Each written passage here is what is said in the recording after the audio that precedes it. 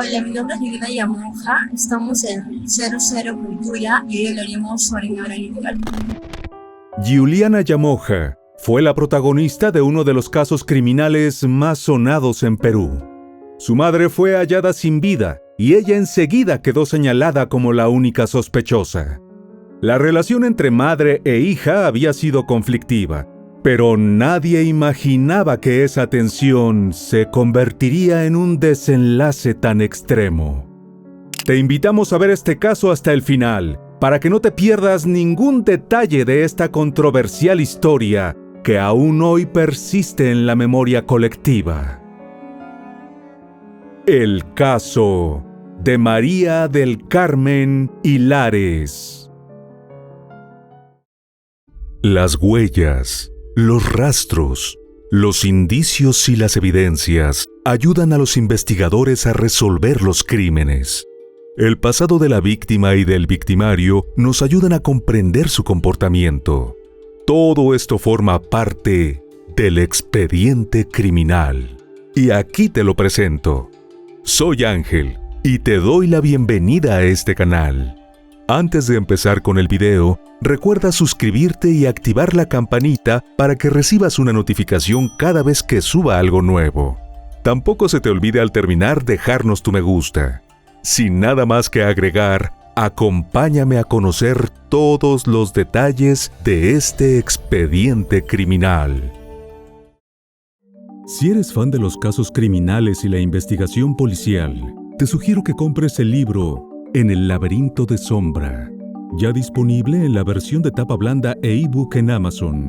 Encontrarás el enlace en la descripción de este video y en un mensaje fijado.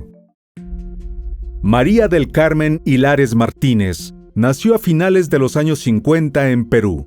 Y aunque tanto de sus antecedentes familiares como de su vida temprana es muy poco lo que se sabe, a principios de su juventud, María soñaba con formar una familia de la mano de un hombre que compartiera los mismos valores que a ella le habían inculcado en su hogar, como el compromiso, la dedicación al trabajo y la disciplina. Por esos años, estando en la flor de su juventud, el esfuerzo de María fue premiado cuando consiguió empleo como secretaria en una dependencia militar. Esa oportunidad, además del aprendizaje y de brindarle una envidiable independencia para alguien de su edad, hizo que su camino se cruzara con el de Luis Yamoja Flores, un brillante abogado. Su enamoramiento fue casi instantáneo, y luego de conocerse mejor, María tuvo la certeza de que había encontrado al hombre ideal. Luis, por su parte, no se quedó atrás, pues vio en ella a la compañera perfecta no solo para construir un hogar, sino para apoyarlo en su camino profesional, al cual le dedicaba innumerables horas de trabajo y estudio. Fue así que, tras un maravilloso noviazgo, María y Luis contrajeron matrimonio. Algo después, cuando ella supo que estaba embarazada, experimentó una felicidad que hasta ese momento le era absolutamente desconocida. Su marido recibió la noticia con idéntica alegría, y en lo sucesivo, en los ratos libres que les dejaban sus apretadas agendas, especialmente la de él con una carrera en ascenso, la pareja dedicó horas a planificar el recibimiento de su bebé. Finalmente, el 15 de octubre de 1986, en Lima, María dio a luz a una niña que recibió el nombre de Giuliana Flor de María Yamoja Hilares.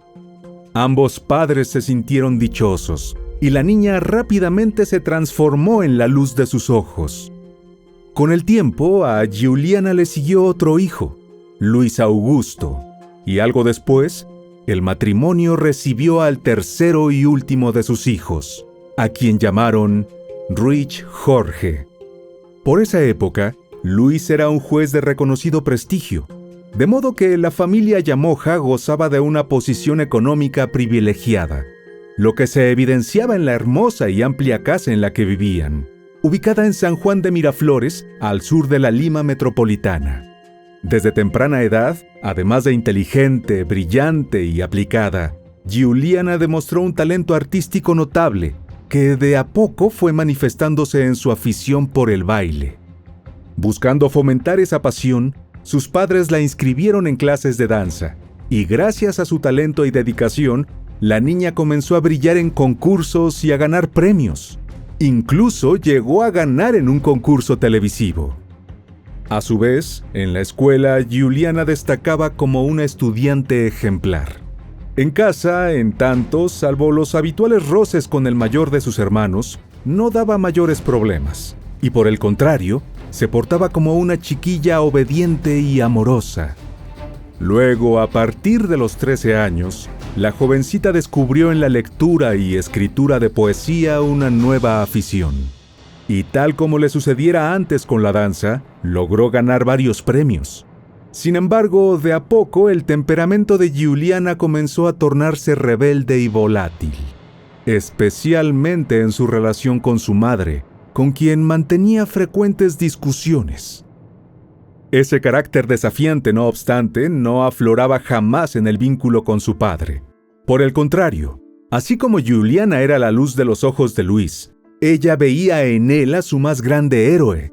Y por supuesto, a medida que los roces con su madre se intensificaban, también se iba fortaleciendo la relación entre padre e hija. A los 18 años, cuando la jovencita ingresó a la Universidad Femenina del Sagrado Corazón para estudiar Derecho, su padre no cabía de orgullo, porque más allá de saberla bien encaminada, que eligiera seguir sus pasos a nivel profesional, era sin ninguna duda un honor. Pero si bien desde un principio Giuliana destacó por su rendimiento académico, lo que la llevó a convertirse en una de las mejores de su clase, por el otro lado, prefería mantenerse alejada de sus compañeros y evitaba socializar. Mientras tanto, la dinámica familiar se fragmentó del todo. Mientras sus hermanos mantenían una relación cercana y afectuosa con su madre, ella se sentía cada vez más alejada de ésta. Así las cosas, mientras por fuera aparentaban ser una familia modelo, en la secreta intimidad del hogar, las discusiones entre madre e hija estaban a la orden del día, lo que cargaba de una tóxica tensión el ambiente. Pero al parecer, aquella rebeldía de Giuliana llegó a manifestarse también de otras maneras, al menos según ha afirmado su hermano Luis. De acuerdo con lo referido por él, en cierta ocasión, Giuliana robó una suma de dinero de la tarjeta de crédito de la madre de una amiga, y al comprobarse que había sido ella, a su padre no le quedó más remedio que reponerle el dinero a la mujer. Pero eso no fue todo, pues a decir de Luis, durante un tiempo la madre llegó a notar que se le perdía dinero con bastante frecuencia. Eran pequeñas cifras que fueron aumentando hasta que María se preocupó. Entonces, supuestamente descubrieron que detrás del hecho estaba Giuliana. En ese contexto llegamos a marzo de 2005, cuando la tragedia se precipitó marcando un antes y un después en la vida de la joven y de su familia. Por esas fechas, Luis se encontraba de viaje en Argentina por motivos de trabajo, acompañado por el último de sus hijos. El lunes 28 de marzo de 2005, comenzó como cualquier otro día en el hogar de los Llamoja. Después de seguir su rutina, que incluyó asistir a clases y luego ejercitarse en el gimnasio, Giuliana volvió a casa a primera hora de la tarde.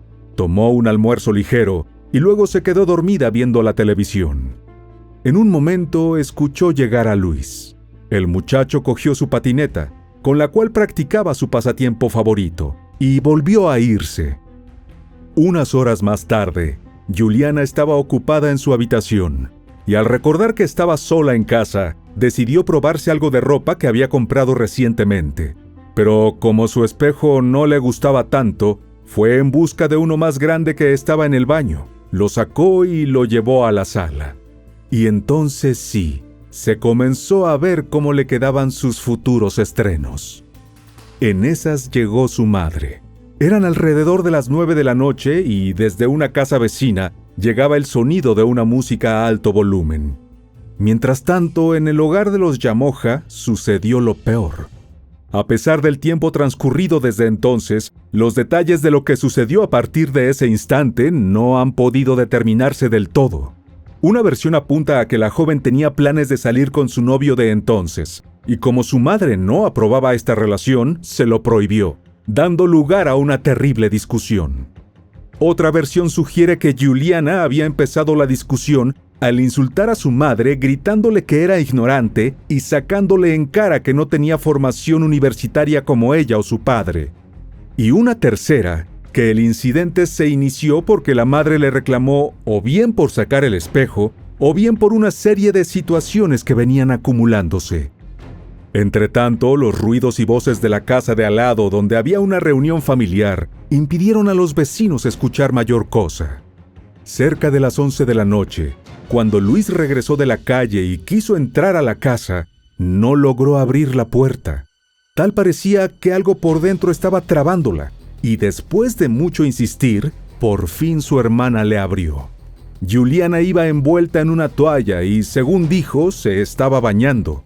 Pero ni bien entró, a Luis le extrañó no ver a su mamá, sobre todo considerando la hora, pues no era en lo absoluto normal, mucho menos en un día entre semana. Luego no tardó en notar cierto desorden en la sala, y unos pasos más allá también en la cocina. Sin embargo, el asunto no pasó de una simple sorpresa, hasta que cuando intentó ir al baño, resultó que esa puerta también estaba cerrada con llave, algo que nadie hacía nunca en casa. Entonces, al asomarse por el tragaluz, Luis pudo ver algo que ahora sí le causó escalofríos.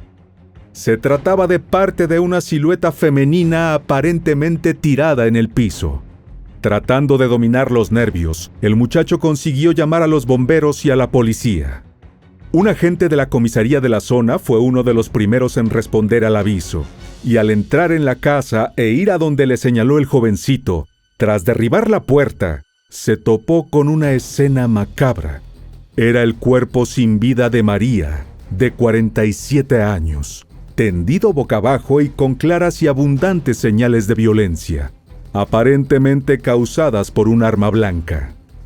A un costado estaban también sus anteojos manchados y rotos, y en las paredes y en el techo, otras tantas manchas que hablaban de una violencia inusitada. Al ser la única persona en la casa al momento de los hechos, Giuliana quedó señalada como sospechosa y fue detenida de inmediato. Mientras era trasladada a la comisaría, los agentes notaron que lucía bastante despreocupada para la gravedad de la situación que se encontraba atravesando. Esa noche, apenas trascendió la noticia y corrieron los rumores sobre la supuesta responsabilidad de la jovencita en el brutal crimen, la tranquilidad de San Juan de Miraflores se rompió por completo. Luego, con el paso de las horas, a medida que los medios de comunicación fueron informando al respecto, el caso dejó perplejo a todo el país. El crimen, que parecía ser un acto impulsivo, desató un sinfín de interrogantes. ¿Por qué una hija tan joven y prometedora aparentemente mataría a su propia madre? ¿Qué tan rota estaba la relación entre ambas para que un conflicto cotidiano desembocara en una violencia tan extrema? Una vez ante las autoridades, Giuliana dio distintas versiones de lo sucedido, acusando que todo había empezado tras una pelea verbal que escaló rápidamente.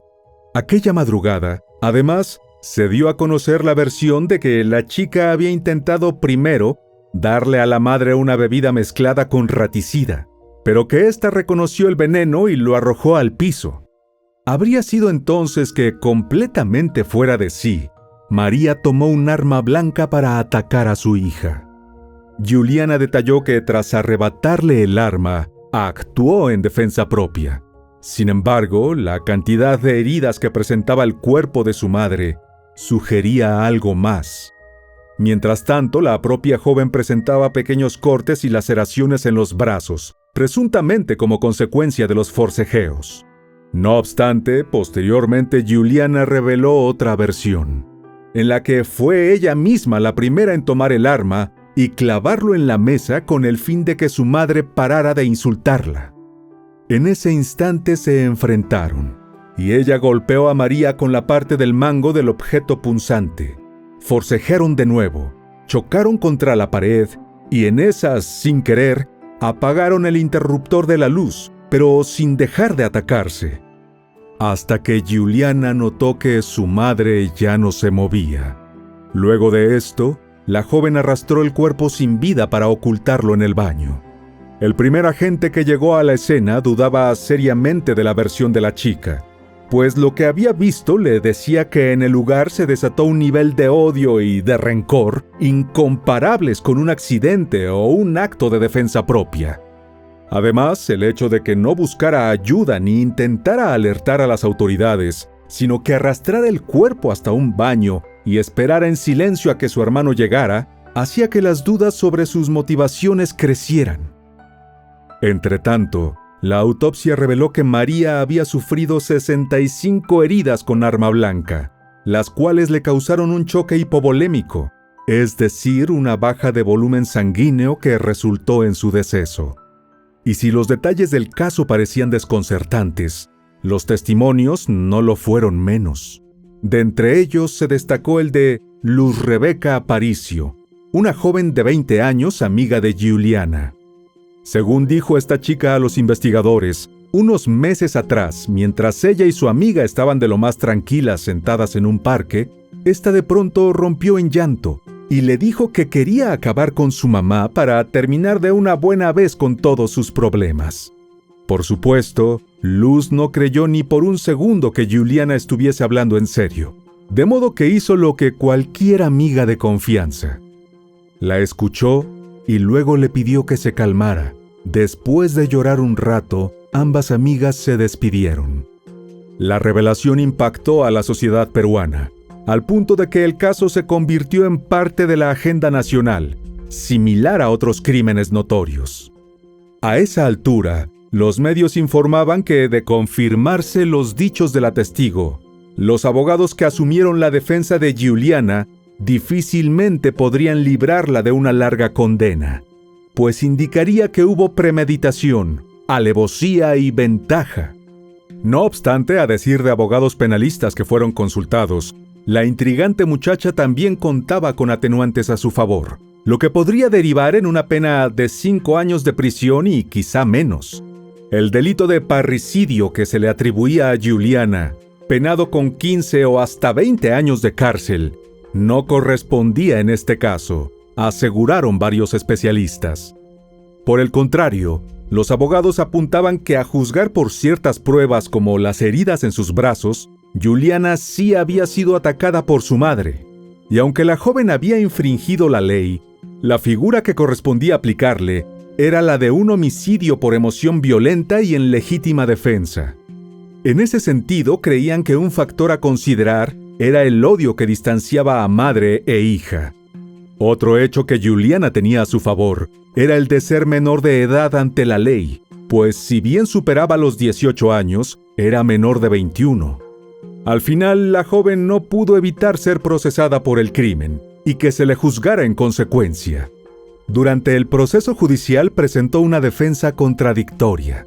Por un lado, mantuvo la versión de la defensa propia, pero por otro, intentó justificar su violencia como el resultado de una presión emocional constante debido a los conflictos con su madre. Durante su intervención, también mencionó insultos de su madre, comparaciones dolorosas con su padre y un ambiente doméstico lleno de tensiones. Además, no paraba de llorar, repitiendo cada tanto que no era un monstruo ni tenía una mente siniestra como muchos pretendían hacer creer. Sobre el momento de los hechos, Giuliana dijo que no sintió que estaba ante su madre, sino ante una mancha negra que se abalanzaba sobre ella. De ahí su urgencia por salvarse. Asimismo, la defensa sugirió que Giuliana podía haber sufrido un complejo de Electra, lo que influiría en su comportamiento. Sin embargo, las contradicciones entre sus declaraciones, su falta de coherencia en la narración de los hechos y las pruebas presentadas por la acusación no ayudaron a que su versión fuera convincente. Los informes psiquiátricos que revelaron que la acusada padecía una personalidad histriónica complicaron aún más la situación de la joven, pues pusieron en duda la capacidad de la chica para tomar decisiones racionales en momentos de crisis. El 5 de marzo de 2005, Giuliana Llamoja fue declarada culpable por haber provocado la muerte de su madre, María del Carmen Hilares. El hecho fue resuelto en instancia final por el Poder Judicial como homicidio calificado con agravante de parricidio. De esta manera, le dieron 20 años de prisión. Asimismo, tenía que pagar una reparación civil de $8,000 a favor de los deudos de su madre. Condenando a Juliana Flor de María Llamoja Villares como autora de delitos contra la vida, el cuerpo y la salud, parricidio en agravio de María del Carmen Hilares Martínez a 20 años de pena privativa de la libertad. Pero lejos de lo que podría pensarse en un primer momento, la historia de Juliana se tornó más compleja con el paso de los años, poniendo al descubierto que la tragedia familiar no terminó con el crimen, sino que dio lugar a una serie de eventos que han mantenido, de un modo u otro, el caso vigente en el imaginario público. Todo ocurrió cuando le redujeron la pena de 20 a 12 años. La decisión, a decir de los magistrados a cargo, consideró en primera instancia que el arrepentimiento de la chica era sincero, y en segundo lugar, su edad al momento de los hechos, por lo que la ley reducía sus delitos. En 2009, tras haber cumplido un tercio de su condena, la defensa de Juliana demandó la aprobación de su solicitud de semilibertad, pedido que le fue concedido. Fue así como, tras 4 años, 2 meses y 15 días en el penal de mujeres de Santa Mónica de Chorrillos, Juliana salió en semilibertad. No solo por su buena conducta durante su estancia en la prisión, sino también porque la parte civil, su hermano, renunció a la reparación civil debido a las súplicas de su padre. Al momento de su salida, nadie la recogió, y solo la directora del penal hizo los trámites de excarcelación. Cabe aclarar, no obstante, que la medida implicaba algunas reglas de conducta establecidas, como que no podía cambiar de domicilio sin previo aviso al juzgado, que debía continuar con su terapia psicológica, acreditar su ocupación laboral cada 3 meses, comparecer en el juzgado cada 30 días a efecto de justificar sus actividades laborales y o educativas e impedimento de salida del país. Por ese entonces a Juliana se le veía llena de vida, sonriente y ansiosa por recuperar el tiempo perdido. Durante una temporada desapareció del ojo público, manteniéndose alejada de los medios. Sin embargo, en el proceso de reconstruir su vida, la joven se dedicó a escribir poesía. Incluso apareció en algunos programas de televisión de la época y abrió un blog de poemas. Por si fuera poco, publicó un libro llamado El amor y la Vía Láctea, el cual fue presentado en la Feria del Libro en 2010, lo que marcó su intento por encontrar una vía de redención a través del arte. En esta entrevista realizada para promocionar el libro, Juliana contaba divertida cómo algunos le habían planteado si la obra tenía algún contenido sexual, lo que ella negaba tajantemente. Por ejemplo, me decían que el amor y la Vía Láctea que era un título muy sexual, y viendo yo no entendía, ¿no? Yo no entendía porque no tenía absolutamente nada que ver con la sexualidad, sino que yo toco otro tipo de temas. Pero ese tiempo de gracia de Juliana estaba a punto de llegar a su fin.